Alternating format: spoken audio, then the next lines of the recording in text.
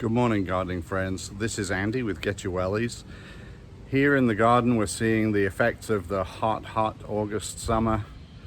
These cucumbers are way past their prime. So today, join me in the garden and we will save some seeds. But first of all, get your wellies.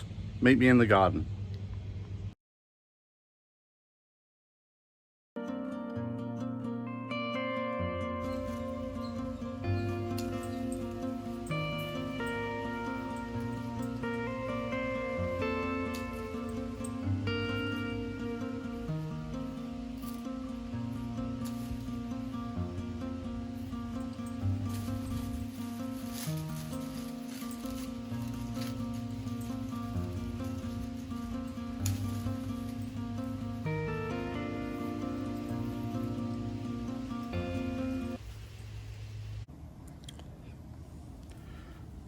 All right, fellow gardeners. So now we have our cucumbers. Notice that these were small pickling cucumbers, normal size. Now they're probably 3 times bigger. They're just a little soft to feel, and they've lost a lot of color. They will turn to either a white, yellowish kind of color, white or yellow, but definitely not that green color that we associate with cucumbers. This seed saving is on cucumbers, but remember that in the Curbitaceae family there are many other vegetables that seed the same way. So this would be the same process that we're about to do for melons, for squash, for gourds, really for any of those things. So we're going to go ahead and save seeds from this one. Let me show you what we have here. So what I like to do is just cut these lengthways first of all.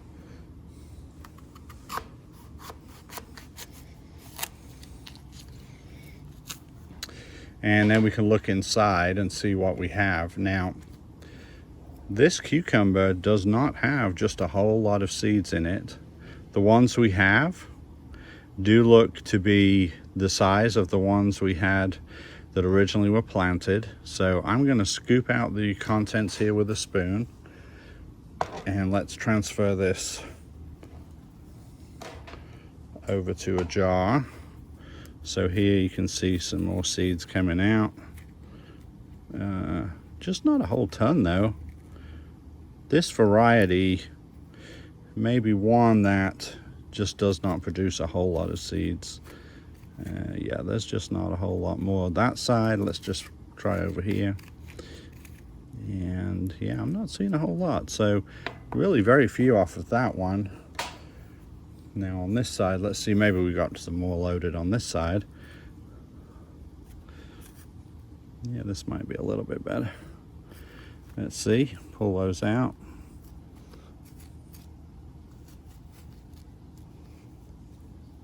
So what you'll find on some varieties of cucumbers, they are different types of cucumbers whereby they just don't produce as many seeds. That's because people like to eat them as bulbless or seedless varieties. However, the nutrition in cucumber seeds is actually really high, and it's almost worth eating the seeds just for that reason. So we may just have a variety here that's just not going to have a crazy amount of seeds in it, but let's see. Let's try this way here. Let's just do it like this. Let's see.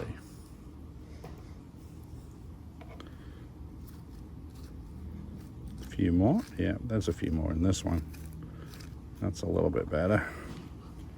So let's go ahead and scoop those up.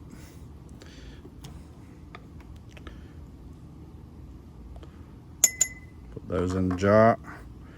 And something to mention at this point, I left these on the vine way past their time, so they would get big, so they would, the plant would put its energy into making seeds.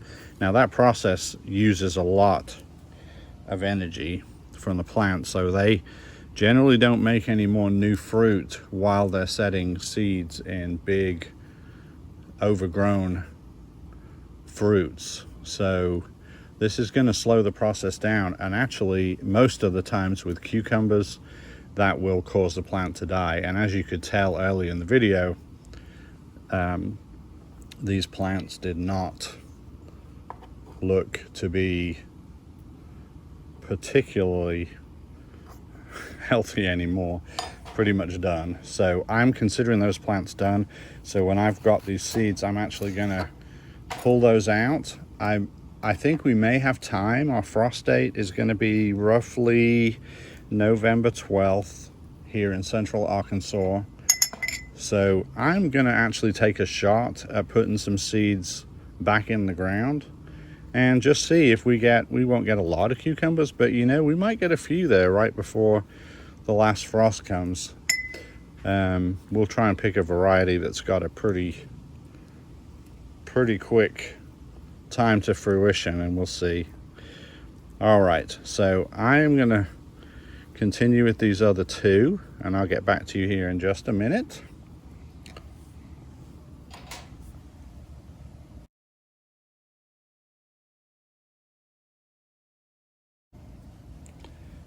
Okay, so these are all the seeds we have from those cucumbers, and quite a few remains over here, which will be good for the compost pile.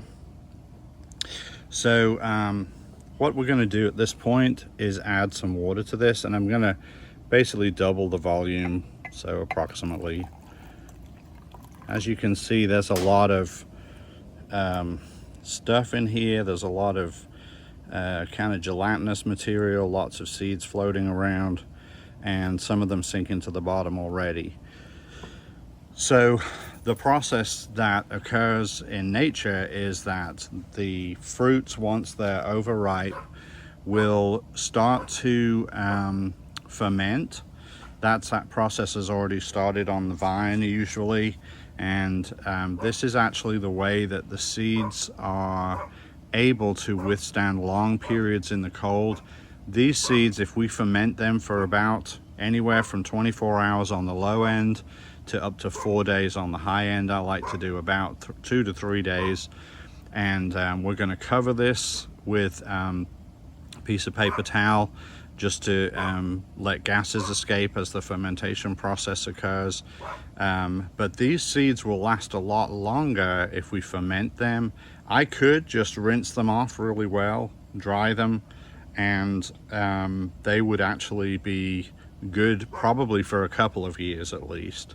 So I like to ferment them. To me, it replicates a little bit more what would happen naturally. So that's what we'll do. I'm going to take this inside. I'm going to put a paper towel over the top and just leave it on the counter in a place where it's not getting sun, and we'll come back in a couple of days and we'll see what's going on with that.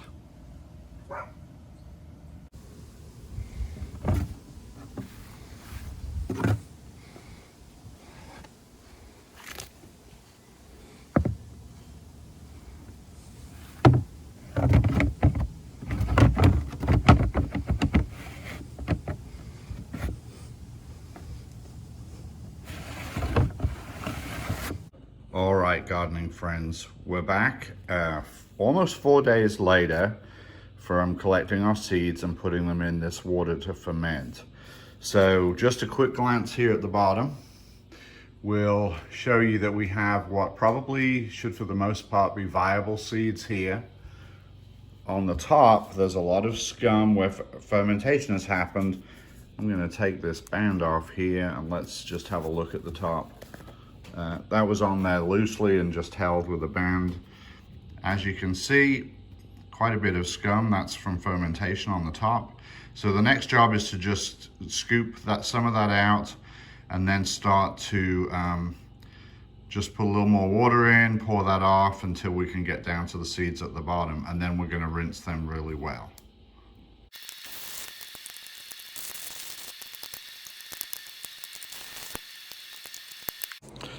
Okay guys, so the next job will be to rinse these seeds off. I'm going to put them in a sieve and rinse them under the tap, and try and get them clean, get all of the coating off, whatever scum is left in there, we'll get rid of that, and I'll be back with you in a minute.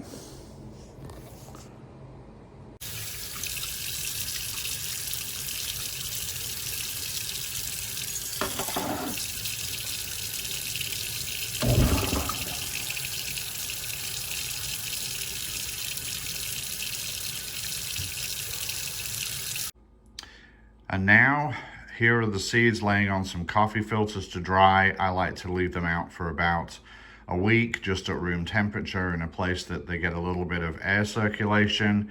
Just rotate those seeds maybe every day or so, just when I'm walking by thinking about it.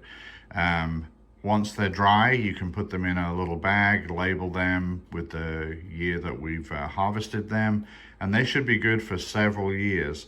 So I hope this helps with your seed saving for melons, cucumbers, squash, zucchini, whatever your favorite curbitay vegetable is. I'm going to finish the video with just a few shots of my banana plants, which are just doing great. They're up over the top of the fence, some of them now. So thank you so much for joining me. If you like the video, please subscribe, give me a thumbs up, and you'll have a great rest of your day. Bye now.